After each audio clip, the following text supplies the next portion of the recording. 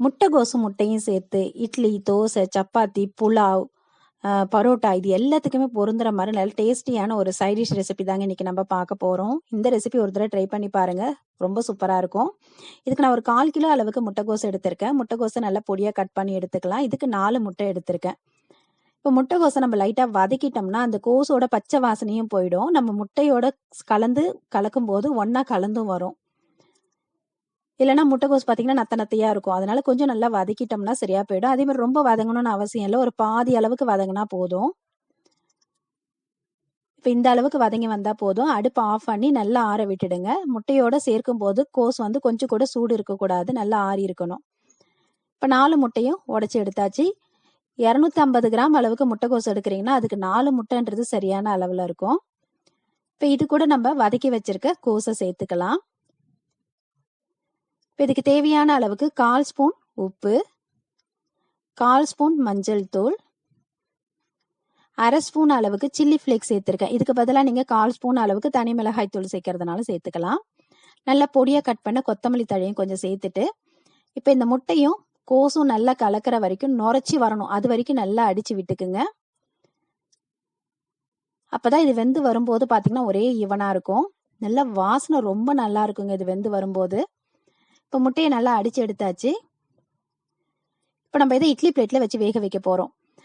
இட்லி பிளேட்ல வச்சு வேக வைக்கிறதுனால வேக வைக்கலாம். அப்படி இல்லைன்னா அது ஏதோ டிஃபன் பாக்ஸ் எடுத்துட்டு அது உள்ள கொஞ்சமா எண்ணெய் தடவிட்டு நீங்க அது உள்ள வச்சு கூட வேக வைக்கலாம்.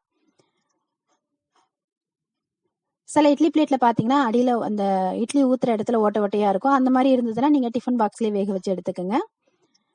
இப்ப இதுல நம்ம ரெடி பண்ணி வச்சிருக்க எல்லா முட்டை கலவையும் ஊத்தியாச்சு. இதை நம்ம வேக வைக்கிற இட்லி பாத்திரத்திலேயோ அல்லது கடாயிலேயோ நம்ம இது கூடயே வெங்காயம், தக்காளி இதெல்லாம் சேர்த்து வேக வைக்க போறோம். இப்ப அதனால நான் இன்னைக்கு கடாய் எடுத்திருக்கேன். இதுல ஒரு 1/2 லிட்டர் அளவுக்கு தண்ணி விட்டுக்கலாம். இப்ப இந்த தண்ணி கூடயே நம்ம மசாலா பொருள் எல்லாத்தையும் சேர்த்து வேக வச்சுட்டோம்னா அதோட பச்சை வாசனையும் போயிடும். நமக்கு சீக்கிரமா கிரேவி ரெடி பண்ணிடலாம். இப்ப இது கூட ஒரு 2 பிரிஞ்சி இலை, ஒரு துண்டு பட்டை, ஒரு மராட்டி மொக்கு, 2 கிராம்பு, ஒரு 2 கல்பாசி சேர்த்திருக்கேன். 1/2 ஸ்பூன் அளவுக்கு பெருஞ்சீரகம், 1/2 ஸ்பூன் மிளகு,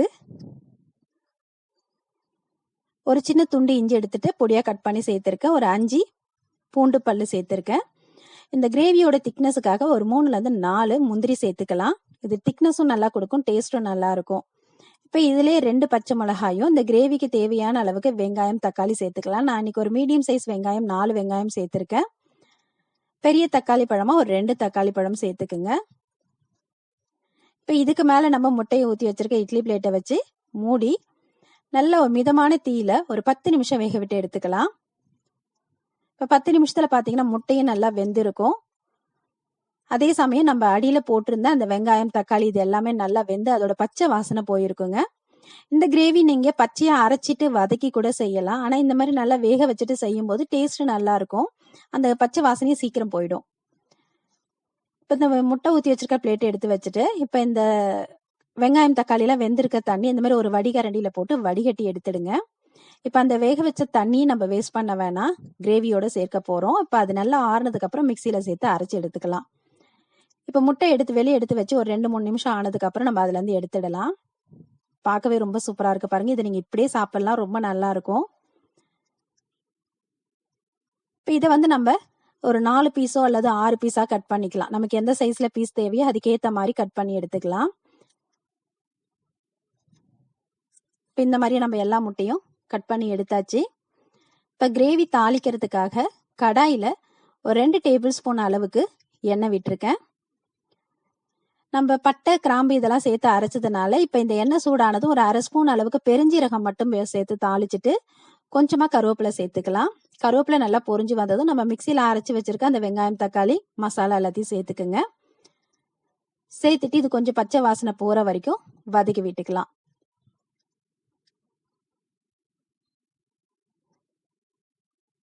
நீங்க காஷ்மீரி மிளகாய் வச்சிருந்தீங்கன்னா அந்த வேக வைக்கிற தண்ணியில 2 காஷ்மீரி மிளகாயும் சேர்த்தீங்கன்னா நல்ல ஒரு கலர் கிடைக்குங்க அந்த கிரேவி. இப்ப இது கூட பாத்தீங்கன்னா 1/2 ஸ்பூன் உப்பு, 1 ஸ்பூன் தனி மிளகாய் தூள், 1/2 ஸ்பூன் அளவுக்கு தனியா தூள், 1/4 ஸ்பூன் மஞ்சள் தூள், 1/4 ஸ்பூன் கரம் மசாலா இது நார்மலா நம்ம வீட்ல சேர்க்கக்கூடிய மசாலா தான். இப்ப இந்த மசாலா தூள் எல்லாத்தையும் சேர்த்துட்டு நல்லா வதக்கி விட்டுக்கலாம். வதக்கிட்டு நம்ம வேக வச்சு எடுத்து வச்சிருந்த அந்த தண்ணி இது கூட சேர்த்துக்கங்க. இப்ப அந்த மசாலா நல்லா பச்சை வாசனை போற வரைக்கும் வதக்கிட்டு அதுக்கப்புறமா அந்த தண்ணி சேர்த்துக்கலாம். இப்ப நம்ம கிரேவி எந்த அளவுக்கு திக்னஸ் தேவையோ அதுக்கேத்த மாதிரி தண்ணி விட்டுக்கலாம். நான் 1 டம்ளர் அளவுக்கு தண்ணி விட்டு மிக்ஸி ஜாரையும் கழுவி விட்டுருக்கேன். இப்ப இந்த டைம்ல நம்ம உப்பு காரம் எல்லாம் செக் பண்ணிக்கலாம். செக் பண்ணிட்டு இதை ஒரு மூடி போட்டு மூடி ஒரு 10 நிமிஷம் கொதிக்க விடுங்க. ஏன்னா இந்த பச்சை வாசனை போகட்டும். இப்ப நல்லா கொதி வந்த பிறகு நம்ம கட் பண்ணி வச்சிருக்க முட்டைகளை இது கூட சேர்த்துக்கலாம். இது நமக்கு பன்னீர் கிரேவி மாதிரியே இருக்குங்க டேஸ்ட். இது சப்பாத்தியோட, பரோட்டா, பூரிக்கு இது எல்லாத்துக்குமே நல்லா இருக்கும். அதை விட புலாவ், பிரியாணிக்கெல்லாம் நீங்க இதை சைட் டிஷ்ஷா சர்வ் பண்ணீங்கன்னா ரொம்ப நல்லா இருக்குங்க.